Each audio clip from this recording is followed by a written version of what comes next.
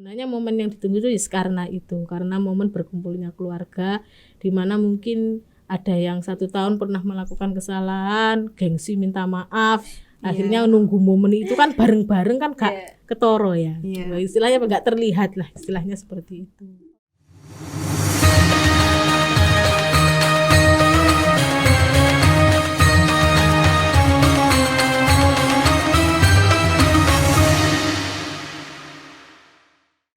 Assalamualaikum warahmatullahi wabarakatuh. Selamat datang di BM Podcast bersama saya Sari Indianti dan saya Yuska Ramita Farandi. Nah, kali ini kami akan membahas topik yang menarik dan insya Allah menambah pengalaman kita semua teman-teman. Nah, untuk hari ini kita sudah kedatangan dengan narasumber kita yaitu Bu Binti Rofiko sebagai Assalamualaikum Bu Binti. Waalaikumsalam warahmatullahi wabarakatuh. Minal aidin wal faizin juga. Mohon maaf lahir batin. Sehat semuanya kan? Alhamdulillah sehat. Oke, jadi pada episode kali ini kita akan membahas tentang Hari Raya Idul Fitri. Oke, langsung saja kita ke inti pembahasan. Ya. Mungkin saya akan mengambil pertanyaan dulu ya Bu Binti. Oke, apa sih makna Hari Raya Idul Fitri menurut Ibu Binti sendiri? Makna Hari Raya Idul Fitri, menurut saya makna Hari Raya Idul Fitri itu sangat bermakna. Kenapa? Karena apa? Karena diri kita selama 1 bulan penuh itu sudah ditampa dengan menahan nafsu, dengan puasa. Ya, jadi 1 bulan itu kita puasa, menahan lapar, menahan haus, ya, dan menahan nafsu-nafsu yang lainnya. Nah, akhirnya kita dipertemukan pada hari kemenangan di hari Idul Fitri itu. Ya, maknanya sendiri adalah kembali suci. Kenapa? Karena selama 1 bulan penuh kita sudah dicuci diri kita dengan berpuasa, menahan segala nafsu yang buruk. Itu makna menurut saya. Oke, ini pertanyaan kedua, yaitu bagaimana sih Bu sejarah perayaan dari Hari Raya Idul Fitri? Kalau untuk sejarah sendiri, maknanya sejarahnya perayaan Idul Fitri sendiri itu sebenarnya tidak diceritakan khusus atau tidak diberitakan khusus. Kalau menurut di dalam sejarah Islamnya, di sejarah Islam itu sebenarnya perayaan Hari Raya Idul Fitri itu tidak terkhususkan. Artinya itu adalah perayaan yang dilakukan untuk kemenangan Perang Badar. Makanya kenapa kalau kita biasanya ya di TV-TV atau mungkin di jalan-jalan kita selamat hari kemenangan dan lain sebagainya kan ada sebenarnya kemenangan yang dimaksud di situ adalah kemenangan ketika Perang Badar. Jadi Perang Badar itu sendiri sejarahnya terjadi pada tanggal 17 Ramadan ya, di mana orang muslimin itu melawan orang kafir Quraisy dengan pasukan yang tidak sebanding. Kenapa dikatakan tidak sebanding? Karena umat Islam itu hanya sekitar 300 orang, sedangkan umat kafir, orang kafir itu ada lebih dari 1000. Dari akomodasinya kudanya cuma 2, dari 300 orang kudanya cuma 2, sedangkan orang kafir itu 1000. Kan kalau difikirkan di logika kan, wah mesti orang Islam ini pasti kalah dilihat dari jumlah pasukannya. Tapi karena keberkahan Ramadan, karena rahmat Allah ya, belas kasih Allah, alhamdulillah di bulan Syawal ini atau di bulan Ramadan itu orang Islam itu mengalami kemenangan. Jadi dengan pasukan yang berbanding berbalik banyak seperti itu, akhirnya orang Islam bisa memenangkan peperangan. Nah, peperangan itu berakhir tepat pada tanggal 1 Syawal. Nah, akhirnya disitulah sejarahnya dijadikan sebagai hari perayaan. Sebenarnya seperti itu. Dari puasa 1 bulan gitu. Bukan kalau zaman Nabi dulu sebelum tahun 2 Hijriah. Nah, sejarahnya kan terjadi pada tahun 2 Hijriah. Itu ya bagaimana perayaannya, dikatakan bahwa bagaimana Nabi menyambut hari raya itu di awal 1 Hijriah atau di sebelum 2 Hijriah itu Nabi menyambutnya dengan lemah, dengan lunglai. Itu ada hadisnya. Beliau berkata bahwa hari raya ini beliau itu menangisnya karena apa? Karena apa ya? Beliau merasa itu sudah ditinggalkan Ramadan, karena di bulan Ramadan kan penuh berkah. Kalau kita melakukan sebuah amalan kan dilipat gandakan, mau melakukan kebaikan sedikit pun juga dilipat gandakan, kan seperti itu.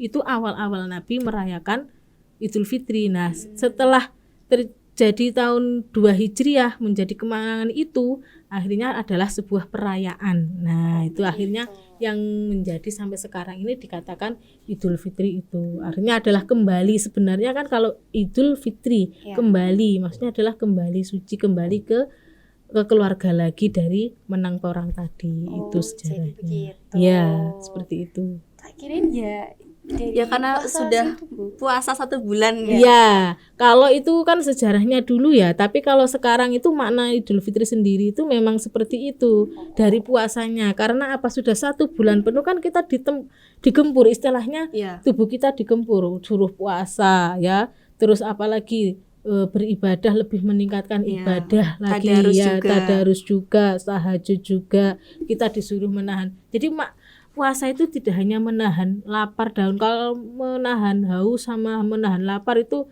kayaknya anak-anak yang patah hati itu lebih kuat daripada kita yang berpuasa. Bener nggak? Iya benar. Ya kan? Itu makanya makna dari puasanya sendiri itu tidak hanya menahan makan minum, tapi juga menahan hawa nafsu. Dari apa? Satu mungkin dari gosip, ya kan? Hibah. Seperti itu.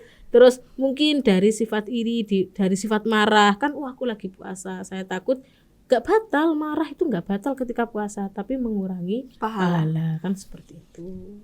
Terus katanya juga kalau nangis itu bisa batalin puasa. Nah ini nangis kok, nangis katanya bisa batalin puasa lah. Nangisnya yang bagaimana?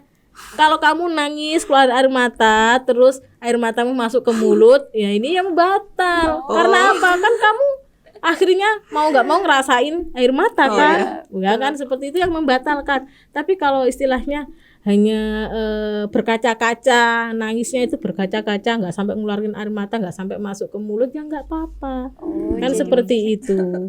Terus tapi pertanyaannya puasa-puasa kok menangis kenapa? Kan seperti itu. Oke Bu, lanjut. Bagaimana cara pelaksanaan sholat Idul Fitri atau yang biasa kita sebut sholat Id ya Bu ya? Bagaimana cara pelaksanaannya sholat Idul Fitri itu sebenarnya pada dasarnya, pada hakikatnya itu termasuk adalah sholat yang sunnah. Nah hukumnya apa? Hukumnya adalah sunnah mu'akkad. Sunnah mu'akkad itu sunnah yang dianjurkan. Nah iso kan seperti itu, kita sudah membersihkan diri, puasa, kita akhiri dengan sholat beribadah dengan Allah sebagai rasa syukur kita sudah menyelesaikan puasa 30 hari penuh kan seperti itu. Tata caranya sendiri itu hampir sama dengan sholat-sholat sunnah lainnya, ya kan, dengan niat sholat Idul Fitri atau Idul Adha. Dengan tata caranya takbir pertama dilakukannya kan 2 rakaat. Ya, rakaat pertama membaca takbir sebanyak 7 kali sama, terus membaca surat Fatihah, surat pendek, setelah itu sujud. Nah, rakaat kedua bedanya adalah membaca takbir sebanyak 5 kali. Ya, setelah itu sama, salam dan lain sebagainya sama. Khotbahnya pun juga sama dengan sholat-sholat sunnah lainnya seperti itu. Oke, Ari lanjut. Baik, ini pertanyaan keempat, yaitu apa sih yang membuat hari raya Idul Fitri itu ditunggu-tunggu sama umat muslim? Kalau kita kan dapat sangu gitu. Nah itu kan. Tapi sepertinya kita sudah nggak dapat. Ya kan sudah besar ya kan. Kan kalau membicarakan Idul Fitri itu memang memang suatu momen yang sangat ditunggu-tunggu kan seperti itu. Momen yang sangat ditunggu-tunggu oleh orang Islam itu adalah hari raya Idul Fitri. Karena apa? Karena satu, di situ adalah Idul Fitri itu adalah sebagai perayaan besar umat Islam yang mana mungkin anaknya yang dari jauh yang merantau atau anaknya yang lama saudaranya nggak temu atau ke kota kan seperti itu kan biasanya kembali pada hari raya Idul Fitri karena di hari raya Idul Fitri itu kan ada yang namanya cuti bersama kan. Cuti bersama. Nah, jadi dijadikan momen untuk berkumpul keluarga, makanya ditunggu-tunggu sekali. Kadang kalau ini saya agak saya sendiri bukan saya kan juga sudah menjadi orang tua ya. Jadi saya kayak merasa oh iya ya ternyata memang hari raya Idul Fitri itu ditunggu. Karena apa? Saya sering juga membayangkan, padahal anak saya juga masih kecil. Kalau anak saya itu akhirnya merantau pergi jauh, pasti kan merindukan kan seperti itu. Terus momen yang paling tepat ya Idul Fitri itu. Jadi semua sanak saudara bisa berkumpul. Kan cuti bersama kan pada libur kerjanya. Ya kan sangat ditunggu-tunggu untuk memaafkan juga. Makanya kalau di Indonesia itu ada yang namanya halal bihalal, silaturahim. Ngelencer. Nah, itu hanya ada di Indonesia loh. Berarti kalau di luar negeri itu udah nggak ada gitu. Kalau di luar negeri itu ada tapi tidak seramai di Indonesia. Kalau di Indonesia kan ada reuni halal bihalal kan seperti itu, bertemu atau menjadi momen yang sangat ditunggu-tunggu karena bisa berkumpul toh teman-temannya. Ini tanggal sekian reuni dengan teman SMA, tanggal sekian dengan teman SMP. Karena apa? Karena memang momennya yang sangat pas seperti itu, halal bihalal itu, dan perayaannya ramai sekali, apalagi sekarang di jalan-jalan itu kan juga sudah banyak toh dipasang perayaan itu, lampu kelap-kelip juga ya lampu kelap-kelip juga. Tapi itu Idul Fitri itu adalah momen yang ditunggu, atau istilahnya orang tua sekarang itu bilangnya adalah hari rayanya anak-anak. Kenapa? Karena dapat angpau tadi, ya kan? Tapi kita Jadi hari rayanya anak-anak ya, yang dewasa yang sudah kerja yang ngasih uang saku, ngasih angpau ke anak-anak. Jadi yang panen hari raya itu anak-anak. Dan apalagi dengan uang baru, mata uang baru seneng gitu ya dah. Makanya seperti itu. Sebenarnya momen yang ditunggu itu karena itu, karena momen berkumpulnya keluarga, di mana mungkin ada yang 1 tahun pernah melakukan kesalahan, gengsi minta maaf. Akhirnya nunggu momen itu kan bareng-bareng kan gak ketoro ya. Istilahnya gak terlihat lah, istilahnya seperti itu. Oke, nah biasanya kan pas kita lagi merayakan hari Idul Fitri nih Bu, itu mesti ada identik sama ketupat. Itu kenapa Bu? Kenapa kok identik dengan ketupat? Nah, apakah ketupat itu hanya ada di Indonesia? Kalau saya bilang ya. Kenapa? Di luar negeri nggak ada atau Bu ketupat itu nggak ada. Karena ketupat itu adalah salah satu filosofinya itu adalah memang dari akulturasi budayanya orang Hindu sama orang Islam. Nah, siapa pencetusnya? Pencetusnya di sini adalah Sunan Kalijogo. Kan sudah pernah dengar kan? Iya. Dari ketupat itu ada artinya. Jadi ketupat bukan sembarang ketupat, kan seperti itu. Kalau di Jawa Tengah itu, kalau Idul Adha itu ada momen tumpeng ketupat atau ada perayaan tumpeng ketupat, itu juga tujuannya sebenarnya mengharapkan keberkahan, tapi ada artinya sendiri, ada ketupat, ada lepet kan seperti itu toh. Nah, ketupat kenapa kok dinamakan ketupat? Itu sangat terhubung dengan filosofi Jawa. Ketupatnya apa kok ketupat? Karena dinamakan ketupat karena apa? Kita ngaku lepat. Kan gitu. Ini Jawa, ngaku lepat ya apa? Mengaku kita punya salah, ya kan? Kalau kan makanya ada halal bihalal itu, kita ngaku salah, maka namanya ketupat. Ketupat itu dibungkus dengan apa? Itu apa? Janur kan? Iya, janur. Ya, atau daun kelapa yang masih muda. Lah, janur. Kenapa kok dinamakan janur? Ada artinya. Nyapu enggak daun pisang atau apa? Kenapa? Karena janur itu punya arti. Janur itu artinya adalah ja'anurun. Apa artinya? Datanglah cahaya. Makanya janur. Kenapa kok datang cahaya? Karena tadi akhirnya mau enggak mau juga memaafkan ya. Janur atau jatininur. Jatininur adalah sejatinya cahaya, kan seperti itu. Loh, lah kupat itu kan punya 4 sisi ya. Kupat itu ada 4 sisinya. Apa kok 4 sisi? Kenapa kok 4 sisi? Karena kita sebagai orang Islam juga punya 4 sisi, ada 4 maknanya. Apa? Maknanya itu ada lebaran, makanya dikatakan lebaran, ya kan? Lebaran, ada laburan, ya lah, ada leburan. Nah, terus juga ketupat itu dibuat dari beras kan. Nah, beras itu kan diisinya enggak penuh. Separuh, setengah kan. Sama seperti dosa kita. Dosa kita itu kan mau gibah kita berdua ya. Akhirnya terus gibahnya kesana kan berkembang. Seperti itu kesalahan kita, kelepatan kita, ngaku salah kita seperti itu. Akhirnya kan berkembang itu. Ya kan? Tuh, makanya kenapa ketupat ini memang menjadi filosofinya orang Jawa itu dibawa oleh Sunan Kalijogo. Sunan Kalijaga itu dinamakan ketupat karena ada 4 sisi, di mana kita sebagai umat Islam itu juga mempunyai 4 tindakan. Apa toh 4 tindakan itu? Yang saya namakan ketupat karena kita ngaku lepat. Terus di dalam ketupat itu ada istilahnya lebaran. Maksudnya apa lebaran itu? Lebaran kita itu sudah usai. Kita sudah selesai melaksanakan puasa 30 hari penuh. Nah, berarti kan sudah lebar. Lebar itu selesai, sudah. Dan kita sudah menyelesaikan kewajiban kita sebagai umat muslim untuk puasa di bulan Ramadan. Itu maknanya 4 sisi tadi itu. Sisi yang kedua itu dinamakan luberan. Kenapa? Sampean istilahnya memasak ketupat itu kan ada yang luber ya. Yang keluar gitu. Yang keluar itu kan namanya luberan. Itu juga membawa berkah. Kenapa dinamakan lubaran? Karena kan setelah itu kupatan kan dibawa kemana biasanya sampean? Ke tetangga-tetangga. Ke tetangga Iya. atau ke musola. Iya. Ya, Iya. itu diartikan kita sedekah. Berarti kita mempunyai dari beras yang sedikit, ya kan? Terus dimasak menjadi banyak bisa disedekahkan ke tetangga atau orang lain kayak gitu. Itu makna yang kedua, tindakan yang kedua. Terus tindakan berikutnya apa? Dari leburan, ya. Ada yang namanya laburan. Labur itu maksudnya, saman paham labur itu apa? Yang di pantai itu gak sih? Bukan, labur itu maksudnya adalah luruh istilahnya apa? Menghilangkan. Menghilangkan. Laburan maksudnya dosa-dosa kita itu ketika kupatan itu kan kita bermaaf-maafan ya, kita sudah bermaaf-maafan, kita sudah bersilaturahim, dosa kita itu loh hilang, istilahnya gitu, labur. Jadi luruh atau hilang dosanya sudah, kan makanya biasanya 00 ya, 00 kan seperti itu, maksudnya adalah kita sudah tidak punya dosa.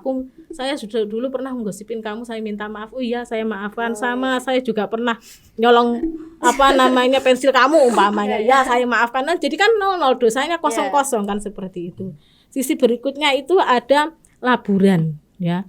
Laburan itu berasal dari kata labur dengan istilahnya apa ya, untuk menjernihkan air. Laburan kalau sampean ngecat ini kalau bahasa Jawanya labur toh. Berarti kan dibersihkan lagi, maksudnya diulang lagi atau membersihkan diri lagi dari mana? Ya dari nafsu-nafsu yang enggak baik tadi, kayak gosip dan sebagainya.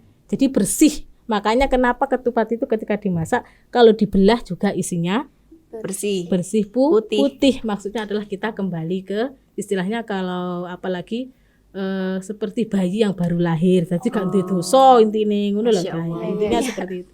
Makanya Masya Allah ya, itu untuk tradisi Lebaran atau tradisi Idul Fitri di Indonesia itu adalah sangat meriah dan momen yang ditunggu itu banyak sekali maknanya. Nah, ketika kupatan juga ada yang namanya lepet. Ya, lepet. Ya. Dari ketan. Iya, dari ketan. Itu kan juga lepet itu saya lihat. Itu kalau lepet itu kan bentuknya panjang terus ditali kan sisinya. Maksudnya apa? Lepet itu ya memang berasal dari kata lepat kita, dosa-dosa kita, kesalahan kita itu ditali supaya apa ya, sudah dikubur. Kan bentuknya kayak kita berbentuk kayak kita memang membungkus jenazah itu bentuknya.